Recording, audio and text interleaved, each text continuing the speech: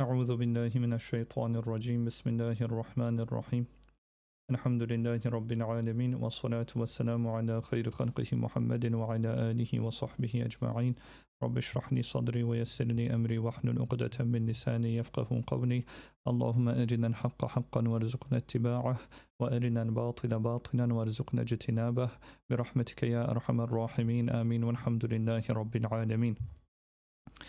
أما بعد, Inshallah, we're carrying on with our Hanafi fiqh lesson.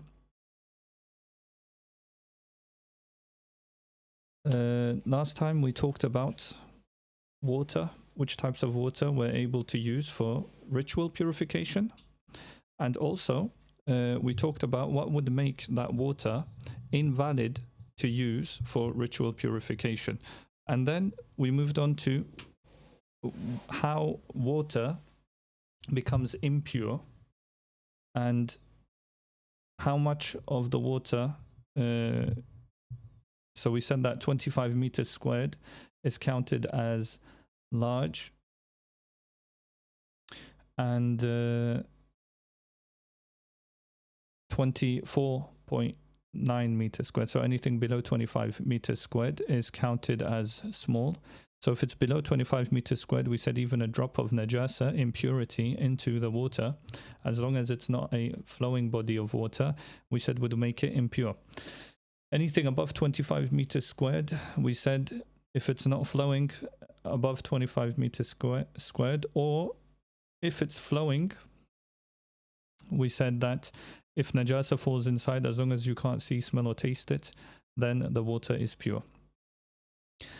And then we talked about musta'mal water. Musta'mal means used. We've already used it. But what have we used it for?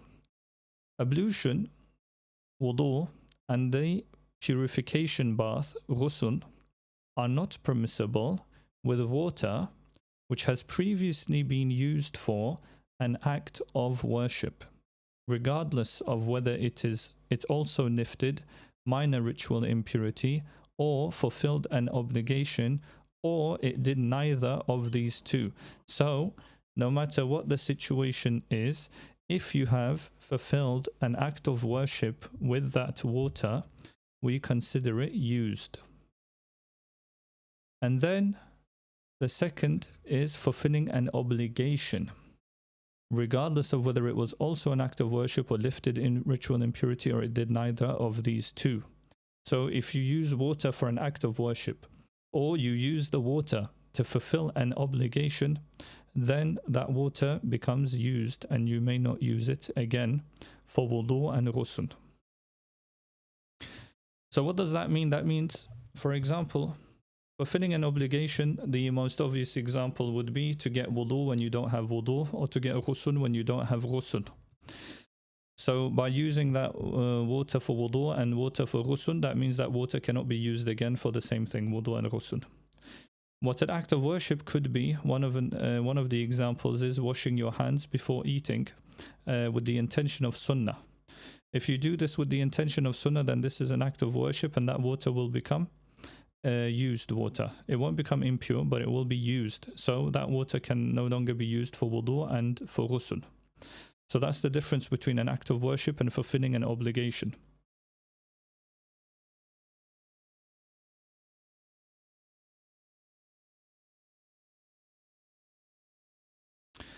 Water becomes used. So at what point does the water become used? Because if we're, for example, filling our hands up with water to wash our face while getting wudu, is it the second it touches our hands? Because if that's the case, then we can't use our hands to wash our face, correct?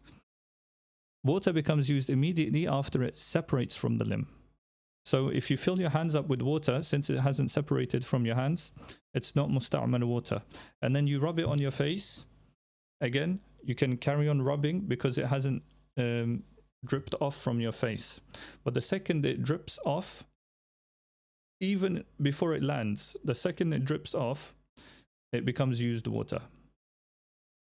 So that means that if you pour water on your face, and for example, you got water here, but this part is dry, you can spread the water from here to that area.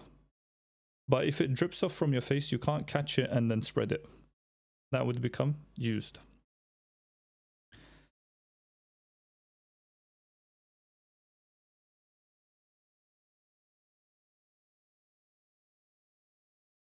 Is everyone able to see the transcription? Or is it just on my screen?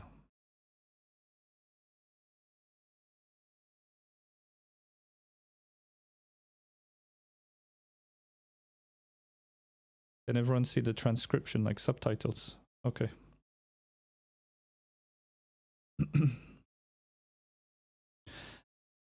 So inshallah, everyone's understood what used water is. If you've used that water for any type of worship or fulfilling an obligation, then that water is used and you may not use it again. At what point does it become used? When it drips off from the limb. That's why when we're washing our arm, for example, we can fill up our hand with water and then tip our hand onto our arm and then spread that water on our arm. Why? Because since that water hasn't left our arm, it's still not considered used. So you can spread that water all over your arm, but then the second it drips off down from your elbow, then it would become used water.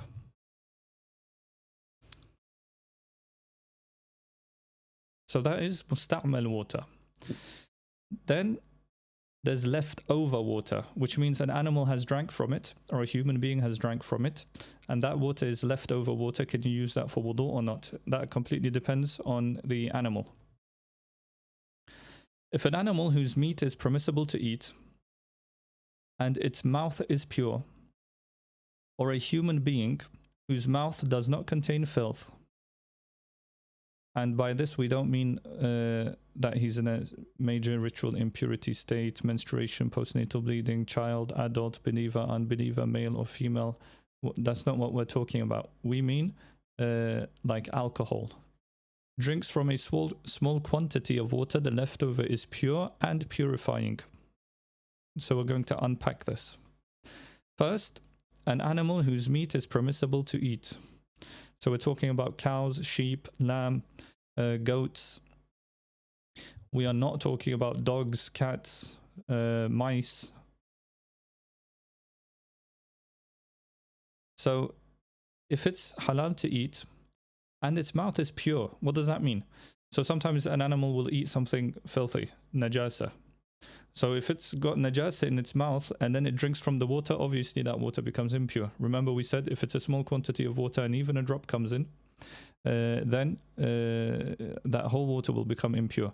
So the animal needs to be halal and its mouth needs to be clean. And then a human being, obviously us, when we drink from water, that water doesn't become impure unless somebody's mouth has, again, just like the animal, impurity. So if a person has just drank alcohol and then immediately drinks from the water, then we would say that water is impure. Why? Because that alcohol has mixed. The alcohol in his mouth has mixed with the water. Not because he's a human being, it's because his mouth has got impurities. So a human being will always be pure. So if they drink from a small quantity of water, the leftover is pure and purifying. Pure means if it touches you, you don't have to wash it off. That's what pure means. What does purifying mean? Purifying means you're able to use it for wudu and for ghusl. So that's what purifying means. So it's pure itself and it's purifying. Also, what purifying could mean, and that's why I look down, purifying could mean that you can wash off najasa with it. So if something is unclean, if there's a najasa, you can use this water to clean that najasa. The leftover water of someone drinking alcohol is only unlawful if he drinks water immediately after drinking alcohol. Obviously, if there's no alcohol left in his mouth, then the water would be clean. If he waits for a while and swallows his saliva,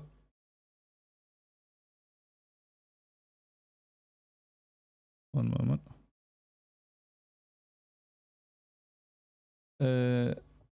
If he waits for a while, swallows his saliva three times, after licking his lips with his tongue and saliva, his leftover water is not deemed impure. So, of course, if he's got no alcohol left in his mouth, then that water will be pure. So this water is considered pure and purifying. You can use it for anything you want. You can drink it, you can use it for wudu, you can also use it to wash anything that's impure.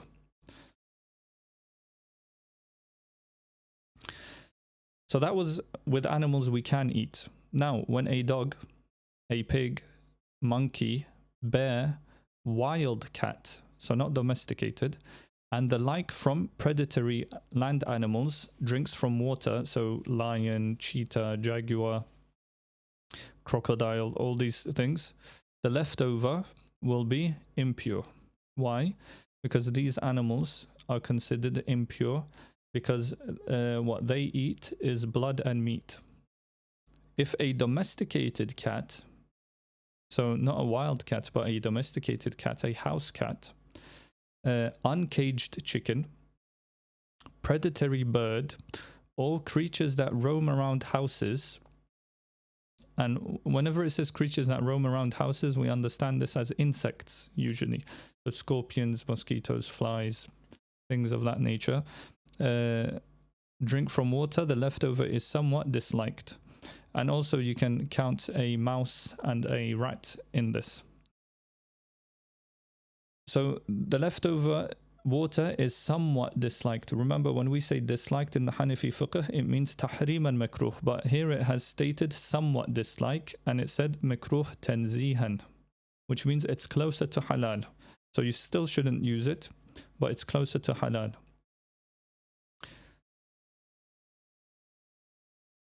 The leftover of creatures with no flowing blood who roam around houses is not disliked.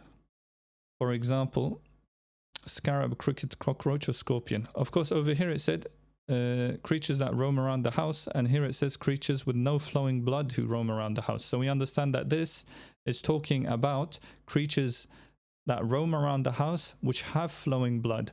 And when we say roam around the house, what we mean is nowadays, alhamdulillah, most of our houses are very clean, but before, people had rat infestations, they had other sort of animal infestations. Maybe in a certain place they might not have a rat problem, but they might have a raccoon problem or a skunk problem, or things like that. In certain parts of America, they have raccoon problems where the raccoons are just living inside the house, or they keep coming into the house. So these all would be somewhat disliked. Now, the reason for this ruling, and what's the difference between a dog, pig, monkey, bear and these, is that these you can't escape from. So nowadays, alhamdulillah, we don't have this problem. But in the olden times, if you told somebody that you can't use the water a mouse has drank from, he'll tell you that I can't use any water then, because there's mice everywhere. Before, people, their houses weren't rat-proof, mice-proof. So that would be a very hard ruling to give. So we understand from this that those things which are just around the house all the time and you can't escape from them, those are considered makruh tanzihan. So any sort of insect, scarab, cricket, cockroach, or scorpion, that drinks from the water, that water is not disliked, and you can use it just like any other water, because this is completely impossible to escape from. So you can take some actions against mice and rats, but there's not much actions you can take against a cricket or a cockroach or a scorpion drinking from your water. Now, when a mule whose mother is a donkey, or it's just flat out a donkey, because a mule, the mother can be a donkey and the father can be a horse. So as long as the father is not the donkey, if the mother is the donkey, or it's just father and mother is a donkey, drinks from the water, its purifying nature is doubted. So we don't actually know whether you're allowed to use it or not. And this might surprise you to find in a fiqh book that basically saying we don't know. And this shouldn't surprise you, because the ulama, Imam Abu Hanifa, Imam Muhammad, Imam Abu Yusuf, they're not going to give a ruling unless they're absolutely certain on something. So they say here that it's doubted, we don't know. There are some, for example, maybe hadiths which we could use to say it's not allowed, but then there's also others which we can use to say that it is allowed. Or maybe it's the qiyas which they've done, the analogy that they've done. And it says that it's doubted. We're not sure. We don't know. If other water cannot be found, what do? We make ablution with this water, and then we do tayammum. So, if this water is allowed, then we've got our wudu. If it's not allowed, we've got our tayammum, dry ablution. So that way, and then you pray. So that way you've guaranteed yourself.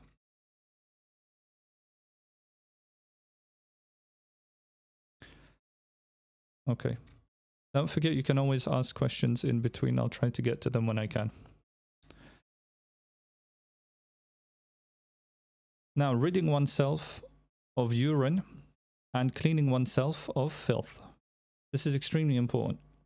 The Prophet ﷺ talks about how one of the punishments of the grave is from not properly ridding yourself of the traces of urine. And this is meant mostly towards men. So istibra, women don't have istibra, men have istibra. Istinja, we both have. So istibra is making sure to get rid of all the traces of urine after you've done your business, and istinja is to clean yourself, which obviously both male and females have to do. It is incumbent upon a man to rid himself of filth. That is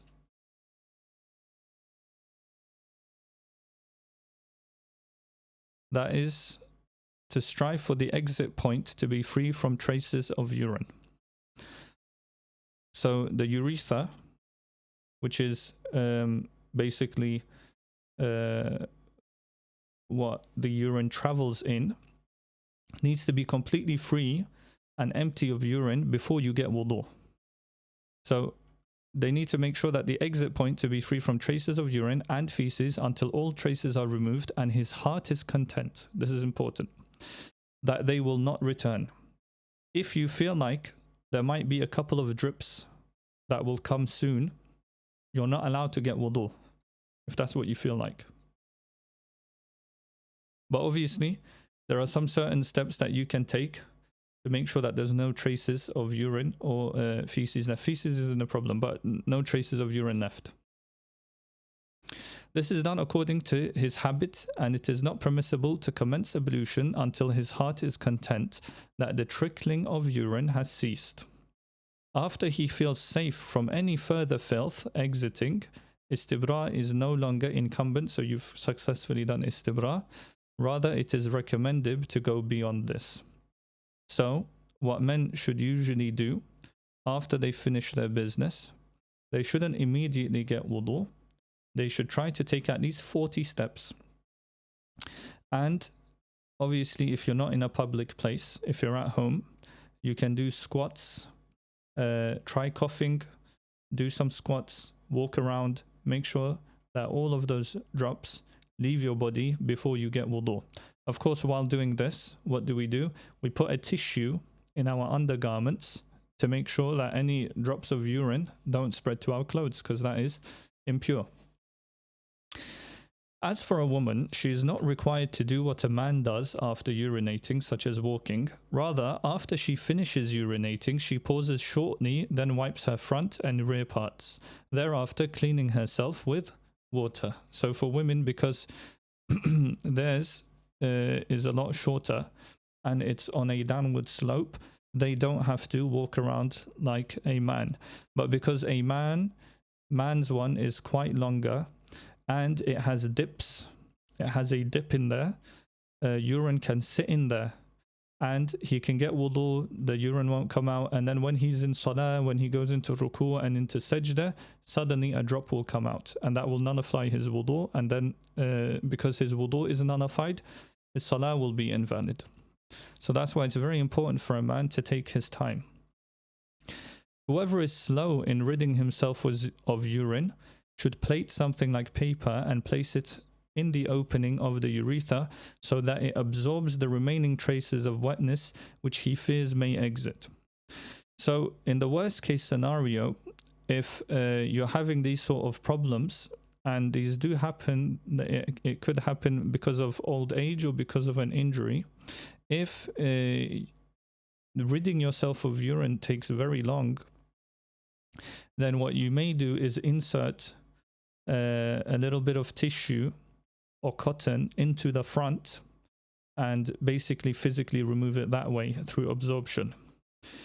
You should conceal a part of the paper in the pathway so the wetness does not manifest itself on its external side. So by inserting it, you need to push it a bit further in so that the wetness never reaches the outside. If it does, your wudu is invalid. That counts as the urine exiting your body. But if you put it in and the wetness never reaches the outside, even if it does get wet, but the wetness doesn't reach the outside because it's still inside of your body, your wudu doesn't become invalid. Of course, what is this for? This is for people who constantly have drops of urine coming. If the devil causes him to strive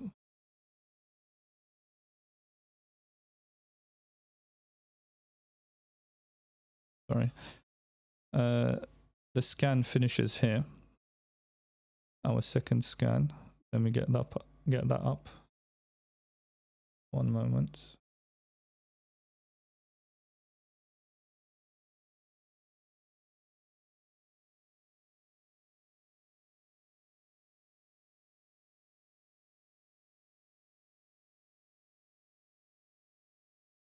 It's important for women to learn this stuff too, because unfortunately nowadays the men don't usually teach much.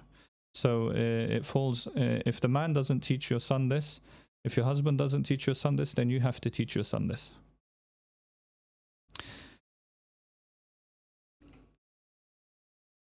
So if the devil keeps doing waswasa to somebody, whispering to somebody, and keeps giving him excessive misgivings, so he's constantly getting wudu and then going to salah and then going back to wudu and then going to salah. I had a friend like this in madrasa. He would spend about 3 or 4 hours in the wudu khana, in the ablution place, because he kept thinking that his wudu is broken. So if things start getting bad like this, all you have to do, very simple, you sprinkle some water on your private parts and underwear so that you won't know whether it's urine or not. So every time you think, oh, my underwear is wet, you can just say, oh, it's because I sprinkled water on it. He assumes the wetness is from the sprinkled water, and then he carries on with his life. Otherwise, it becomes what we call, OCD. And this person, he'll spend 2-3 hours every single salah, and your life is ruined basically at that point. He had bad skin, eczema, everything from constantly getting wudu and constantly going toilet and getting wudu and going toilet, getting wudu. We kept telling him to just calm down, but some people, they can't. Cleaning oneself of filth, istinja. So that was istibra. We just read istibra. For women, you just wait a couple of seconds and then wipe the front and back. For men, it's more of a longer process. You can do it physically. So you can actually put pressure in between your front and back, where the urethra is.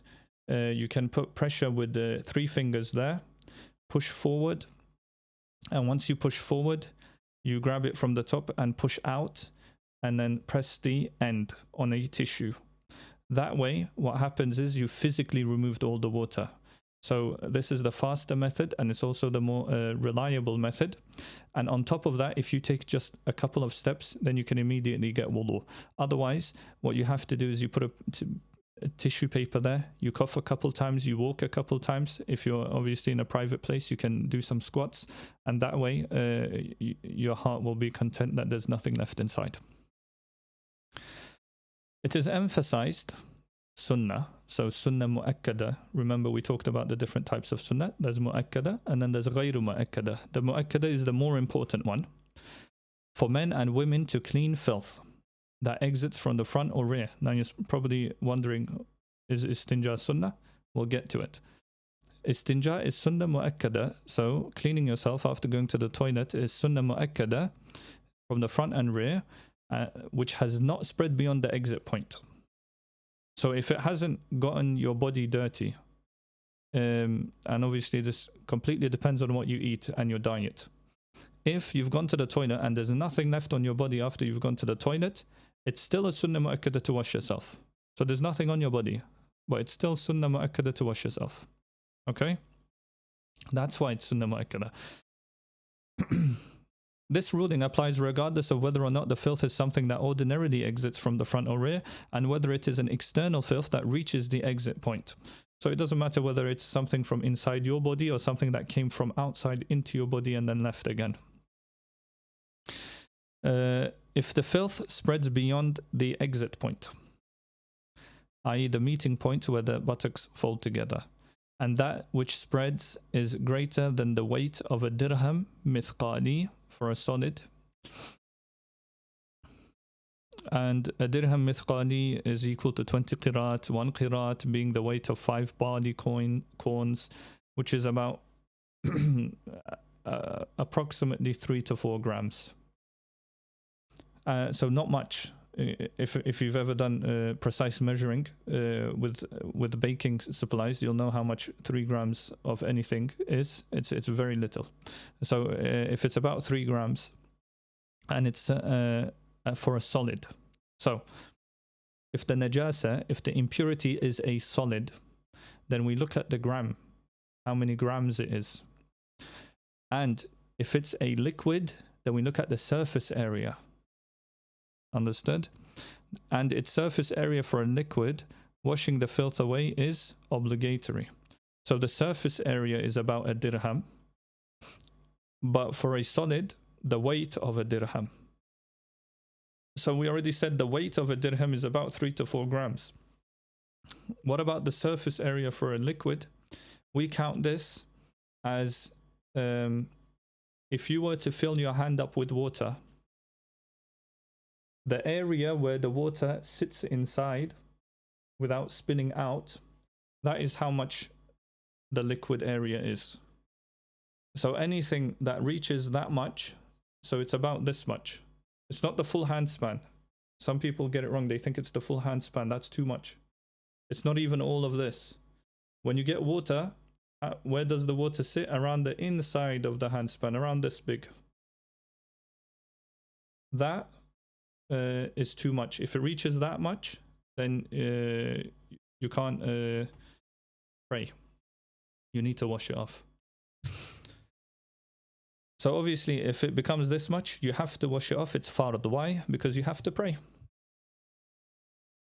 If one is performing the purificatory bath after being in a state of major ritual impurity, so you're getting ghusl because you are in major ritual impurity. That could be because of menstruation, or that could be because of the husband and wife getting together, or after the menstrual or postnatal nokia ceases.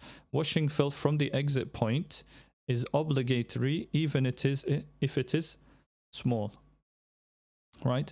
So even if there's not much there, it's fard to get rid of that. So over here we were talking about if it's this much, it's sunnah. If it's this much, it's fard. Over here, we don't look at how much or how little it is. If this is the reason you're getting ghusl, then washing it is fard.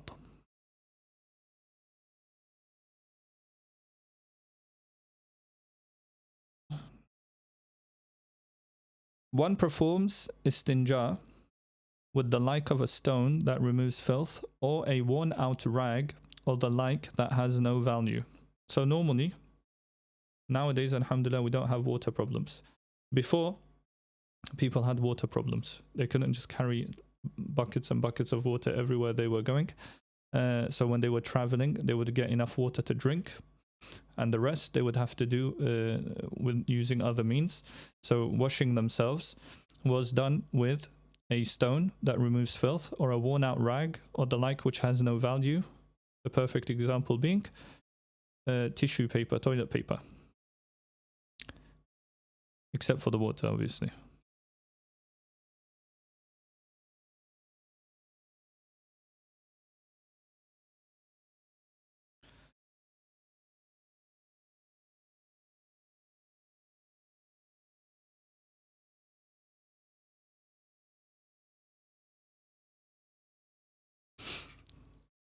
So, except for the water.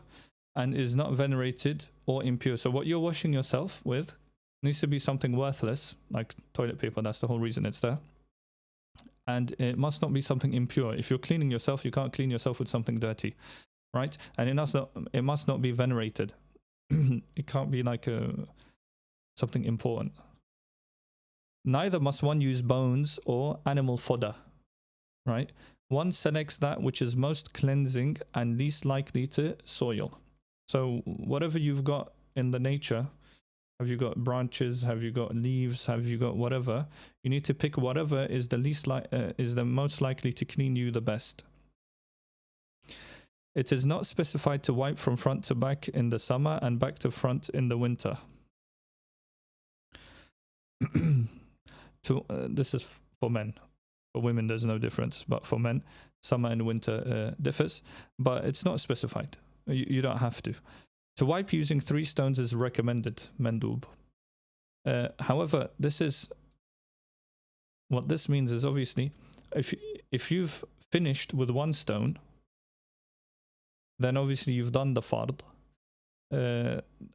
Carrying on 2-3 stones is mendub. But obviously, if 1 stone wasn't enough and 2 stones wasn't enough, then you have to use a 3rd stone. That's not mendub. That becomes fard because it wasn't enough. Body sweat that is upon the exit after wiping is pure, and it is permissible to perform the prayer thereafter. Even if the sweat flows and more than a dirham in quantum comes into contact with one's garments and body, it does not obstruct the permissibility of prayer. So after not using water and using something like a stone or 3 stones to cleanse yourself, even if sweat goes there and then passes there and then goes onto your clothes, we do not count that as impure, no matter how much gets on there. On the other hand, if after performing istinja by wiping only, one sits in a small quantity of water, it becomes impure according to the soundest position. However, your sweat is different, but the water is different. Sweat, you can't escape from, right? It's literally coming out of your body. But if you only used stones, because the stones aren't going to get rid of 100%, remember? So if you've only used stones or tissue paper, and then you go into the bathtub, for example, like we said before, what would happen? All of that water would become impure. According to the soundest position. So there is a difference of opinion here, but the sahih, so the only position we take is the sahih, it would become impure. The only time we don't take a sahih position would be in the case of a fatwa where somebody is in a difficult situation, then we could give them a fatwa from the non-sahih opinion. But other than that, we always take the sahih opinion. Obviously, washing with water during istinja is preferred. So sometimes somebody is traveling and they don't have water, or the shop is charging like £5 for a small bottle of water, which is way overpriced. So they asked, do we have to buy the water for istinja? The answer is, even if you had water, you don't have to use it.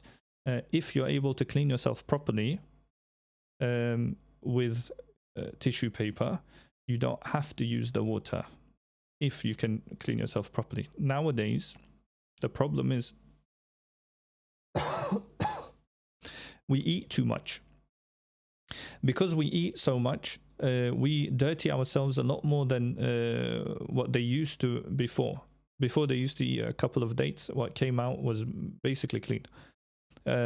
Nowadays, we eat and we eat plates and plates of food. So when we go, is different to when they used to go in the olden days. So you need to be careful of this. Washing with water during istinja is preferred. It is optimal at all times to conjoin between water and the like of stone. So to use both is even better, sequentially, so that one first wipes away the filth with the stone, then one washes their hands before gently pouring water on the soiled area with the right hand, and at the same time washing with the left until one feels cleansed. Okay, because you can't see down there, what you need to do is first you wipe with the stone. Obviously nowadays we have tissue paper, so first thing you do is you use the tissue paper to try and clean yourself as best as possible, and then you use the water after washing your hands. You use the water to completely cleanse it. One continues washing until the offensive odor disappears, if not fasting. One does the utmost to relax the buttocks. So you need to relax everything so that you can clean it properly. That's if you're not fasting. If you are fasting, you can't relax too much, because any water that enters from the bottom side will also invalidate your fast. Because fasting isn't just about eating and drinking, it's about nothing entering the body.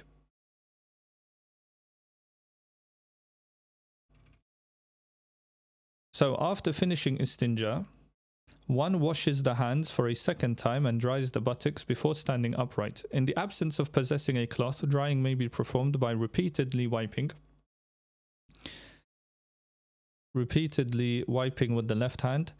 Drying is performed even if one is not fasting. So this isn't just for fasting people. We should always try to dry it. This is to protect the garments from coming into contact with used water. Remember, why did we use this water? To purify ourselves, right? As for someone, so what is istinja? What was the ruling for istinja? The ruling for istinja was either sunnah mu'akkada if you're completely clean, or it's fard if you've gotten dirty. And what did we say used water was? Something which you fulfilled an obligation with, or something that you fulfilled a worship with. Sunnah mu'akkada would be a worship, an obligation would be the istinja being fard upon you. So that water, even though you've finished cleaning yourself and you've carried on using water, all of that water you use after it's clean would be pure, but it would be used water. So the reason we dry ourselves is to make sure that our clothes don't come into contact with used water.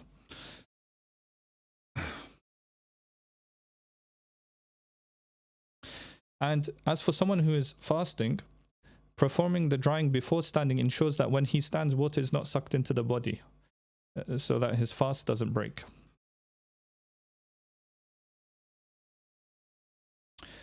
Obviously, whilst cleaning, it is unlawful to expose one's nakedness to onlookers, for whom it is unlawful to look at one's nakedness, even if the filth has spread beyond the exit hole and is greater than a dirham. So even if you're really dirty, if you've got no way of cleaning yourself without others seeing you, you don't clean yourself. An exception is when there is a necessity to relieve oneself, only if you've really got to go to the toilet. So, you know, and I can only think of this happening in a prison cell.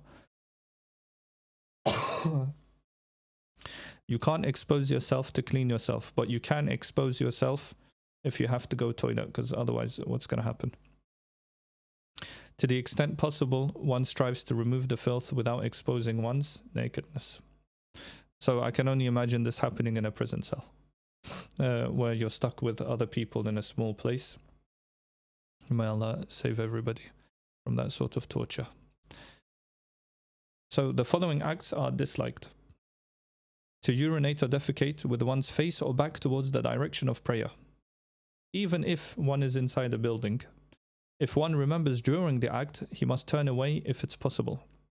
I would recommend everybody to check the Qibla in their house, especially from the toilet seat point of view.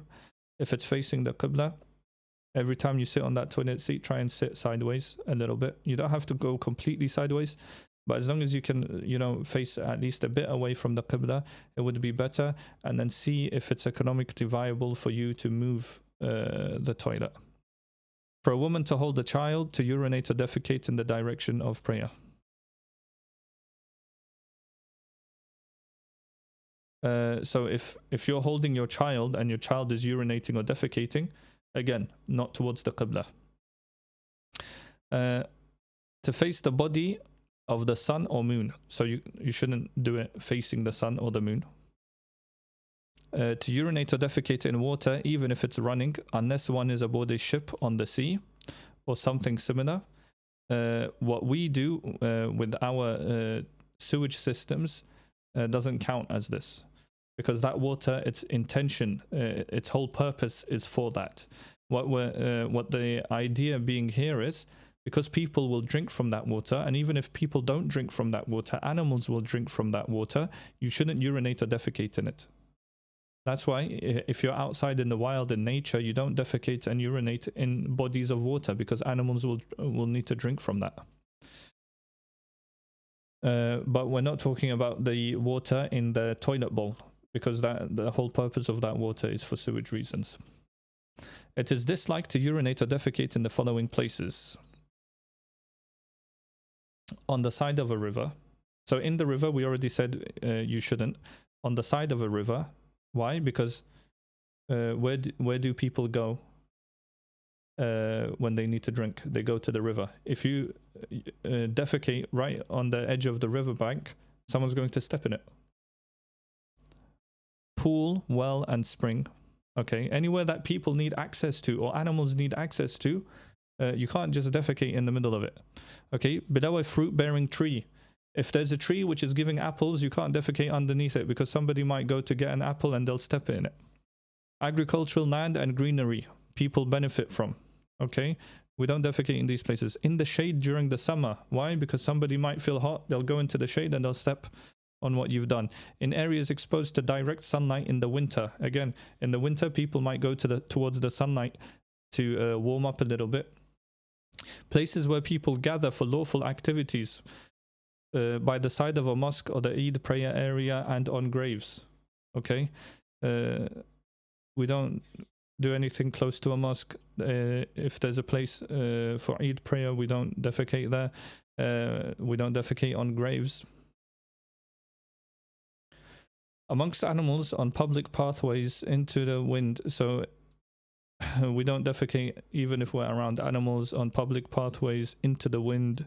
In burrows, an animal's den, a place someone traverses and whilst facing uphill, for obvious reasons.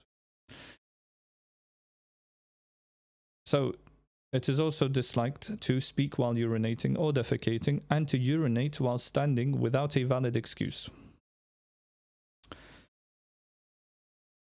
To urinate while standing without a valid excuse is somewhat disliked. From Raddul Mukhtar, it says somewhat disliked, so tanzihan makruh. But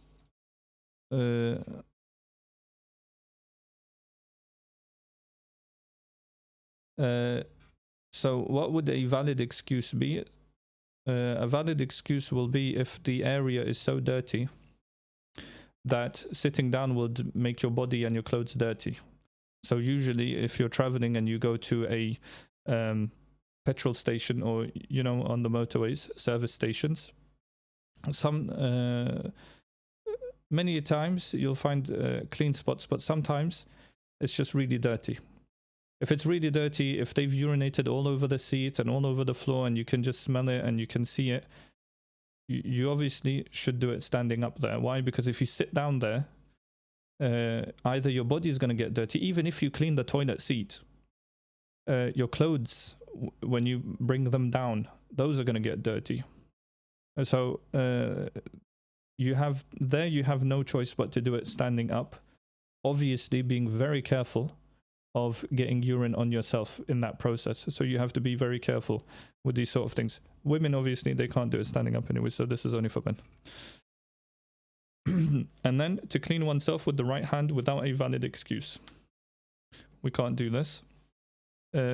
Unless we've broken our left hand or something, we must always use our left hand to clean ourselves. So now we're going to talk about what one should do. So one should enter the lavatory with the left foot first, and seeking refuge in Allah from the accursed shaitan before entering. So what do we say? Allahumma inni a'udhu bika min al-khubathi wal-khaba'ith. Or if you don't know that, you can just say a'udhu billahi minash shaitanir rajim. But you should learn the dua. If one is not in a space set aside as a lavatory, such as in the desert, then before beginning to relieve oneself and exposing one's nakedness, if one forgets the supplication, and one's nakedness,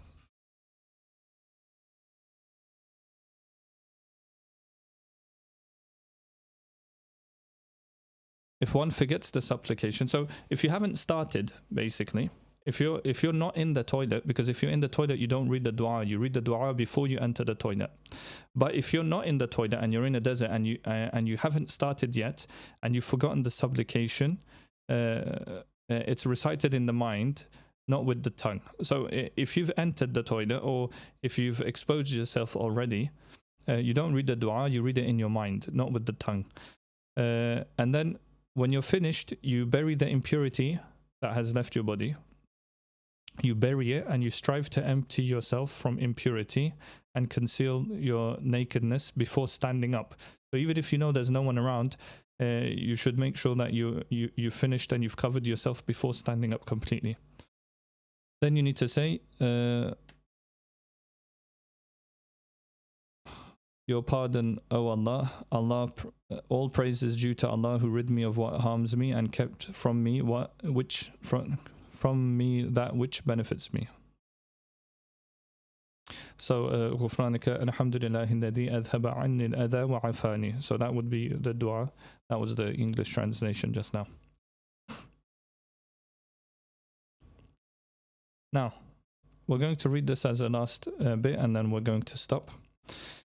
Using personal reasoning to determine from the pure from the impure.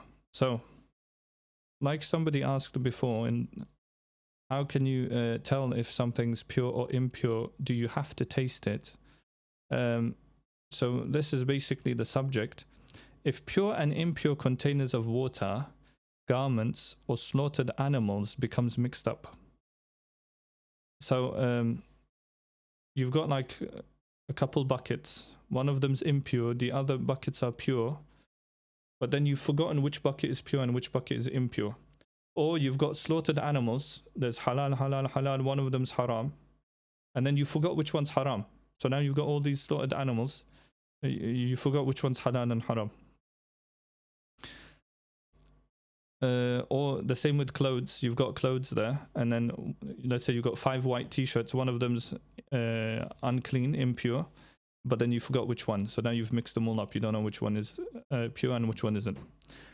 One uses personal reasoning to determine what is pure. Right? Whether one is being compelled by necessity or not. And so you do detective work. You do your best to figure it out. Okay? That could be, oh, I remember that dress had a sort of little rip in the corner, or maybe I feel like this one seems more worn out. I think it's this one. Or you could just try to smell the water. Or you can be like, oh, when I put down the buckets, I think it was in my right hand. So I won't use the right bucket of water. So you have to do a bit of detective work. And then just trust your judgment. If a majority...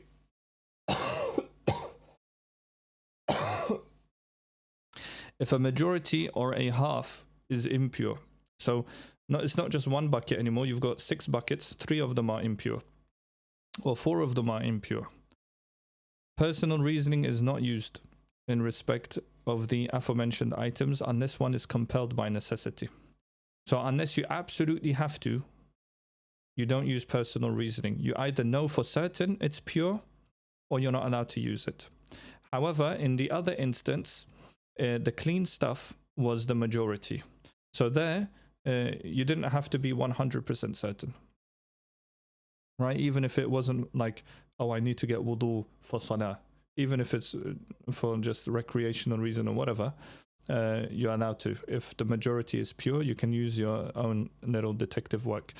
But if the majority is impure, then that would require you to know absolutely certain what you're using is pure. Because there you have a much higher risk. And only if you're compelled by necessity. If one is compelled by necessity, personal reasoning is used for all the aforementioned items except containers of water for ablution and the purificatory bath. If a majority of the containers are impure and other water is not available. Personal reasoning is not used to determine the pure water for the purposes of ablution or the purification bath as a substitute. Dry ablution is available. If the water is being used for drinking or the matter relates to garments or slaughtered meat, personal reasoning may be used as there are no substitutes for garments and food. So when it comes to wudu and ghusl, because we have the availability of tayammum, we don't need to risk using impure water. We don't need to take that risk. We can just do tayammum. But for other things like slaughtered animal, you have to eat, but you're not sure which one was halal and which one was haram, then you can use personal reasoning because there is no substitute. Obviously, if you've got other food to eat, then you use that other food. The whole point here is you're now stuck in a situation, right? Or garments. There's no substitute for garments. So the idea being here is if the majority is pure, then even if it's not a necessity, you can use your personal reasoning. But if the majority is impure, then you can only use your personal reasoning if it's absolutely a necessity.